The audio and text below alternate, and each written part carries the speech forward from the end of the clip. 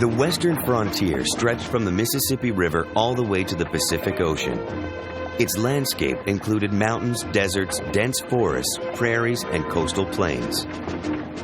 While settlers built homes and farms, thousands of prospectors flocked to California, where gold and silver were abundant. Soon merchants, restaurants, boarding houses, and saloons appeared in towns close to the mines. Many such boom towns reaped the rewards of mining life. Despite the excitement of the gold rush, few prospectors ever grew rich. They found that silver and gold were expensive to extract. Many sold their claims cheaply to large mining companies. The growing population in California needed a cheaper, easier way to bring in food and clothing and to ship gold and silver back east. Leland Stanford, a merchant, dreamed of building a transcontinental railroad to unify the country. He took his idea to Congress. Congress approved the idea and offered railroad companies 10 square miles of land for every mile of track laid. The Central Pacific Railroad Company built a line east from San Francisco, and the Union Pacific Railroad built west from Omaha, Nebraska.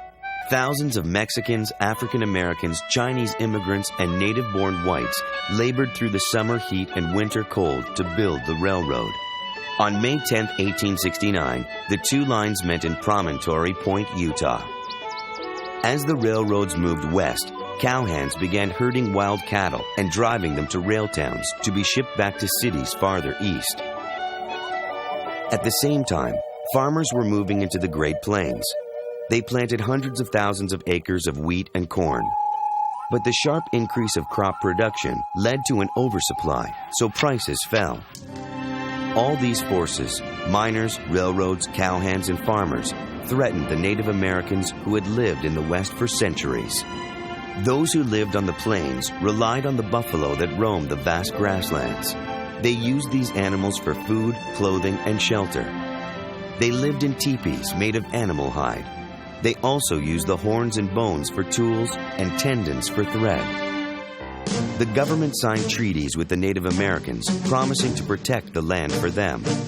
But whites continued to move on to those lands, breaking those treaties. In the 1870s, gold strikes brought miners onto Sioux land in Montana and Nebraska. Outraged, many Native Americans fought back. They burned homes, killed soldiers, and attacked supply trains. In 1876, Colonel George Armstrong Custer advanced on the Little Bighorn Valley in Montana to settle the land and force the Sioux Indians back onto their reservation. Native Americans killed Custer and all of his men, but the government just sent more soldiers. The army proved too numerous and too strong for the Plains Indians. Each Native American nation was defeated and sent to live on a reservation. The same happened in the Southwest, where the Navajo and Apache people were forced onto reservations. Native Americans tried to continue their way of life, even while living on the reservations. They practiced their customs and preserved their rituals. The Sioux practiced the ghost dance, chanting and talking to the ghosts of their ancestors. The U.S. government considered the ghost dance a threat. The attempt to stop them led to a fight at Wounded Knee, South Dakota. Nearly 200 Sioux were killed in the resulting conflict. The Battle of Wounded Knee marked the end of the Indian Wars. Did you know? During the Civil War, Congress passed the Homestead Act, which gave 160 acres to settlers who paid a small fee after working the land for 5 years.